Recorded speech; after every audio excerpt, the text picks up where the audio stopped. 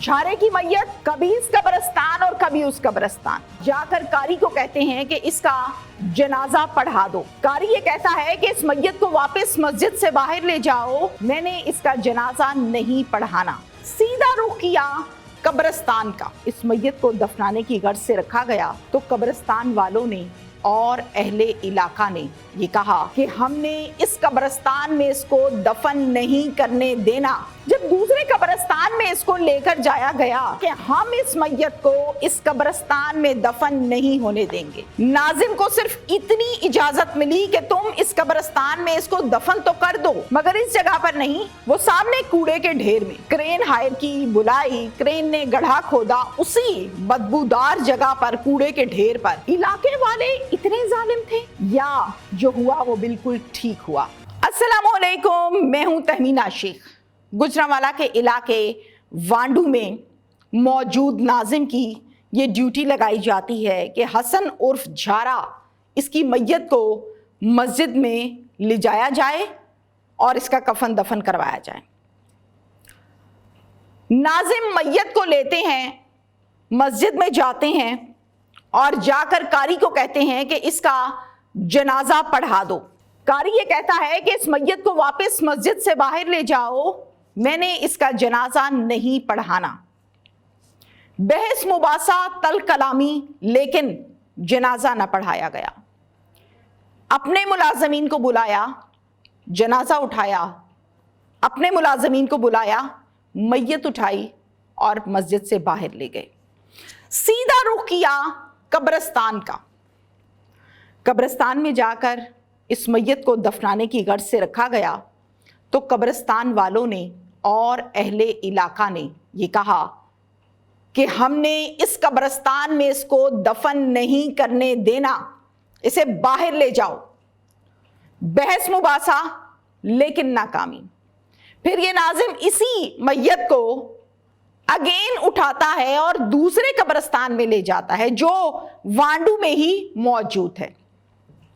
جب دوسرے قبرستان میں اس کو لے کر جایا گیا تو وہاں پر بھی علاقہ مکین اکٹھے ہو گئے اور اکٹھے ہونے کے بعد یہ کہا گیا کہ ہم اس میت کو اس قبرستان میں دفن نہیں ہونے دیں گے۔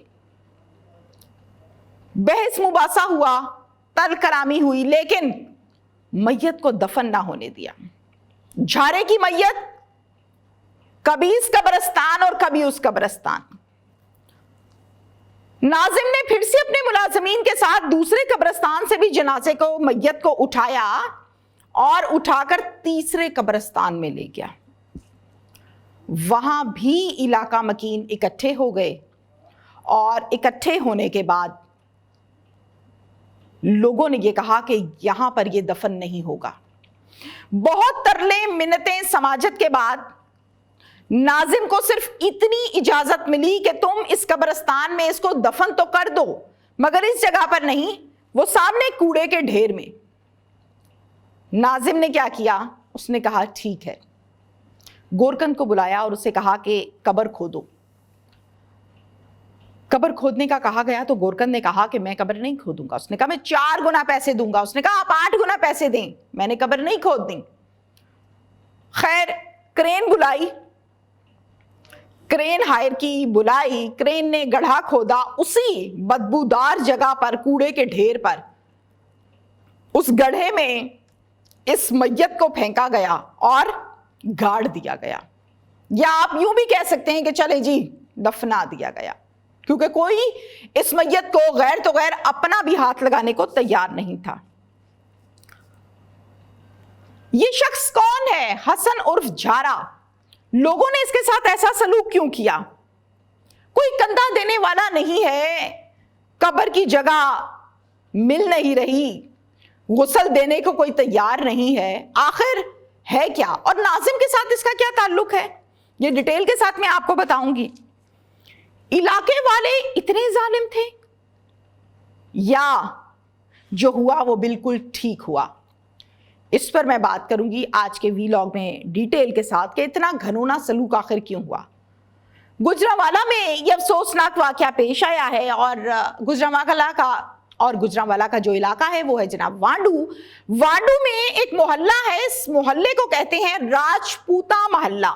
یہاں پر ایک فیملی رہتی ہے اور اس فیملی کے جو مین فیملی ممبر ہیں یا سربراہ ہم کہیں گے, ان کا نام ہے عبدالشکور صاحب. عبدالشکور صاحب کی 2 بیٹیاں ہیں. ایک بیٹی جو ہے اس کا نام ہے ایمان فاطمہ, 5 سال کی ہے, اور دوسری بیٹی چھوٹی ہے, اس کی عمر ہے 3 سال. آج کا ہمارا کیس ایمان فاطمہ سے ریلیٹڈ ہے. 23 فروری کو دوپہر کے ٹائم ایمان فاطمہ نے اپنے بابا سے یہ کہا کہ بابا میری ٹیچر نے یہ کہا ہے کہ آپ کی بکس پھٹ رہی ہیں, ان کو بائنڈنگ کرواؤ, تو آپ مجھے بائنڈنگ کروا دیں. جلد کہہ لیں, آپ اسے سیتے ہیں نا, جلدیں کر دیتے ہیں. بابا نے کہا بیٹا لاؤ میں ابھی کروا کے لاتا ہوں. بابا بکس لے کے باہر چلے گئے. والدہ کچن کے کاموں میں مصروف ہو گئی, اور ایمان فاطمہ جو کہ ایک شرارتی پیاری بچی ہے, اس نے کیا کیا, وہ کھیلنے کے لیے باہر گلی میں چلے گئی. کھیلتی رہی کافی دیر لیکن واپس نہ آئی. ماں جب کچھ ٹائم کے بعد پریشان ہوئی کہ بچی واپس کیوں نہیں آئی ہے, تو جگہ جگہ ڈھونڈنا شروع کیا. ایمان فاطمہ کہیں نہیں ملی.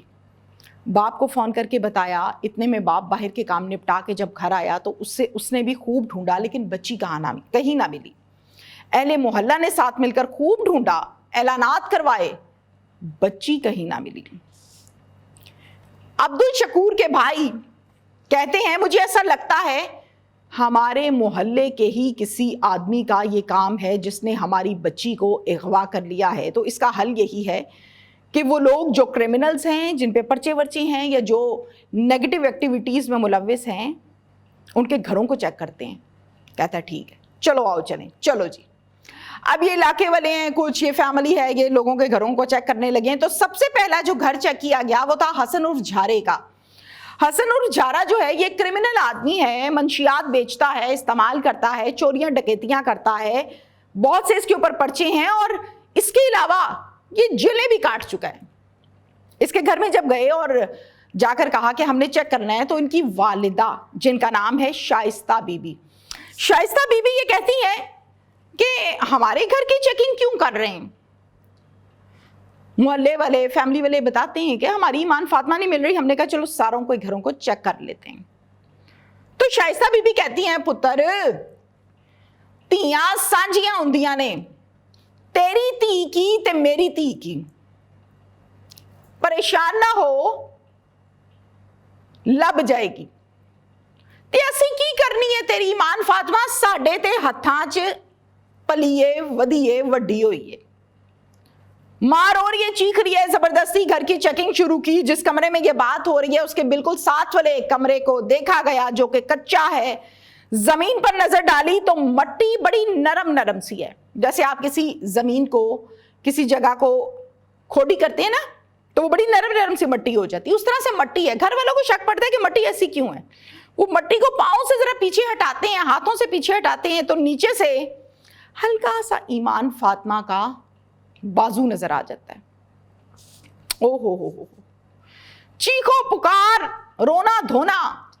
فیملی کیا کرتی ہے, فوراً سے ساتھ مل کے مٹی پیچھے کرتی ہے, تو نیچے بیچاری ایمان فاطمہ پڑی ہوئی ہے لہو لہان. فوراً سے محلے والے اس بچی کو نکالتے ہیں, اور نکالنے کے بعد دیکھتے ہیں جھارے کی طرف, کیونکہ سب کو جھارے کا پتہ ہے کہ جھارا ایک کرمنل آدمی ہے.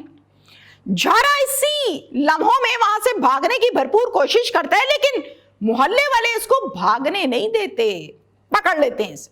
خوب چھترول کی, اچھی پھینٹی لگائی, اور اچھی طرح پھینٹی لگانے کے بعد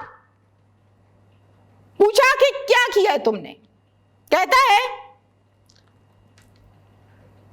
امی کپڑے دھو رہی تھی, ایمان فاطمہ گلی میں کھیل رہی تھی, میں نے دیکھا ایمان فاطمہ کھیل رہی ہے. امی کہتی ہیں پتر ادھر اندر آ. ایمان فاطمہ اندر آ گئی. اندر آ کے کہتی ہے ہاں جی آنٹی آپ نے آواز دی ہے, کیا کہنا ہے. ماں کہتی ہے پتر میری گال سن, اے پیسے پھڑتے ذرا دکان تو چیز لیا دے, کوئی ضرورت کی چیز تھی. کہتی آنٹی میں لا دیتی ہوں.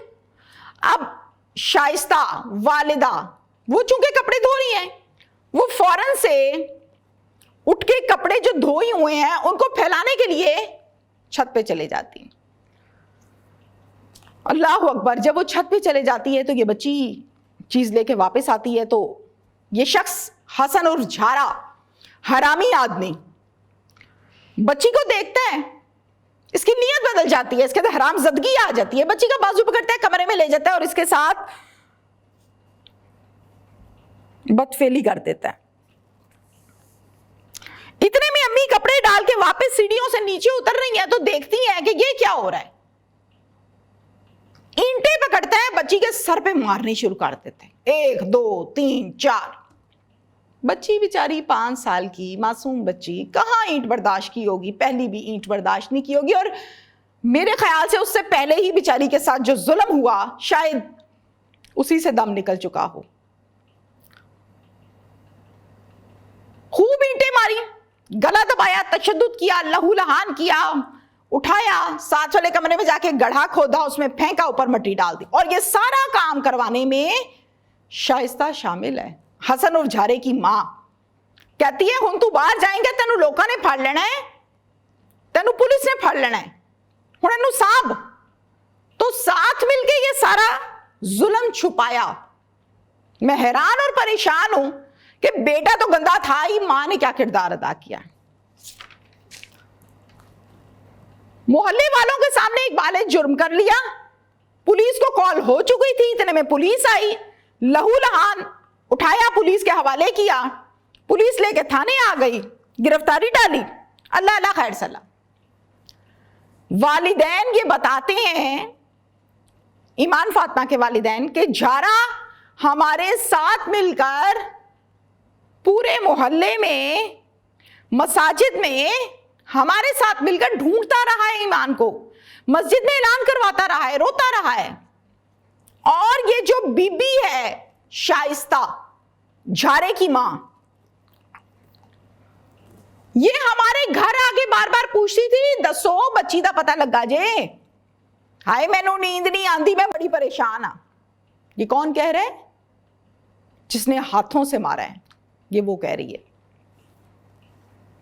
افسوس کی بات یہ ہے کہ عمر رسیدہ خاتون یہ کہہ رہی ہے, اپنے بچے کو بچانے کے لیے کسی کی ننھی کلی کی جان لے لی, اور اتنے ظلم کے ساتھ.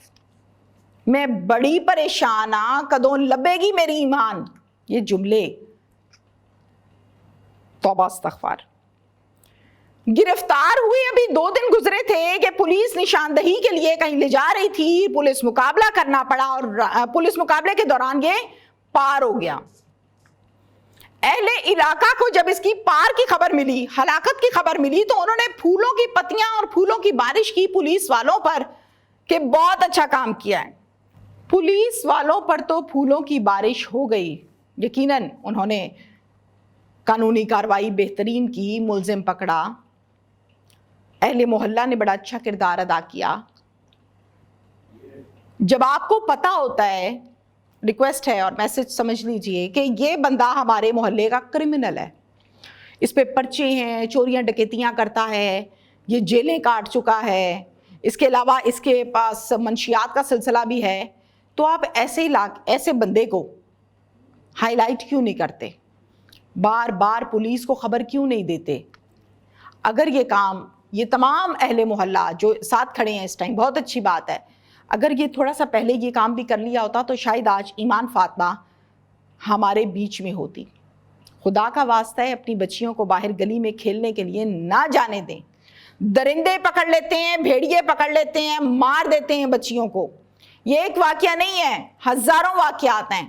میری درد سر یہ ہے کہ ان کو تھمنا چاہیے, اور فرسٹ اس میں جو کریکٹر ہے وہ ماں کا ہوتا ہے جو گھر سے باہر جانے دیتی ہے. ماں کو گھر سے باہر نہیں جانے دینا چاہیے. Thank you.